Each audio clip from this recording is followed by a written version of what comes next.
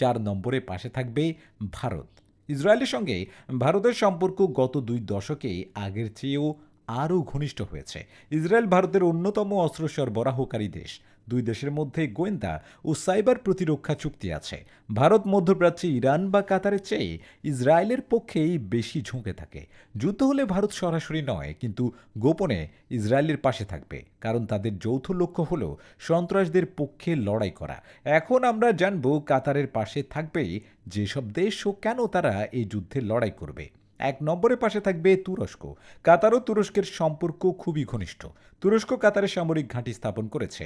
দুই দেশই ইসলামী ঐক্য রক্ষার বার্তা দেয় এবং ইসলাম বিরোধী অবস্থানকেও।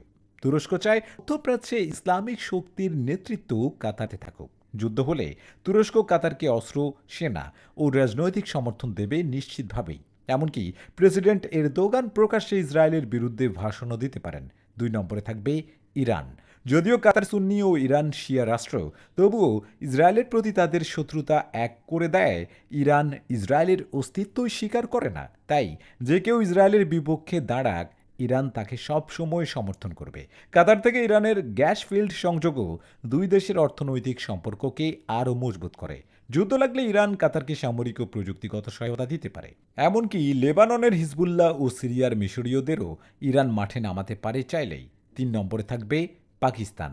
পাকিস্তান এখনও পর্যন্ত ইসরায়েলকে স্বীকৃতি দেয়নি। ইসলামী ঐক্যের প্রশ্নে তারা সবসময় মুসলিম দেশগুলোর পাশে থাকে। কাতার পাকিস্তানের অর্থনীতি ও কর্মসংস্থানে সবসময় বড় অবদান রাখে। তাছাড়া কাতারে লাখ লাখ পাকিস্তানি কর্মী কাজ করে, যা অর্থনৈতিকভাবে পাকিস্তানের জন্য গুরুত্বপূর্ণ। তাই যুদ্ধ হলে পাকিস্তান সরাসরি না হলেও রাজনৈতিকভাবে কাতারের পাশে থাকবে। তারা আন্তর্জাতিকভাবে কাতারের ন্যায্যতা তুলে ধরবে এবং তারা কাতারের হয়ে যুদ্ধ করবে। 4 নম্বরে থাকবে মালয়েশিয়া। ইসরায়েল বিরোধী দেশ হিসেবে মালয়েশিয়া সবসময় আলোচনায় থাকে। তারা ফিলিস্তিনের জন্য জোরালো সমর্থন দেয়, আর কাতারও সেই পথেই সবসময় হাঁটে।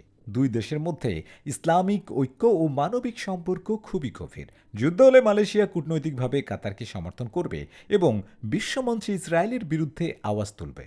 যদি সত্যি ইসরায়েল আর কাতারের যুদ্ধ শুরু হয়, তাহলে সেটা শুধু দুই দেশের লড়াই হবে না, পুরো মধ্যপ্রাচ্যের মানচিত্রকে বদলে দিতে পারে। তেল, অর্থনীতি আর ধর্মীয় ভারসাম্য ভেঙে পড়বে একে একে।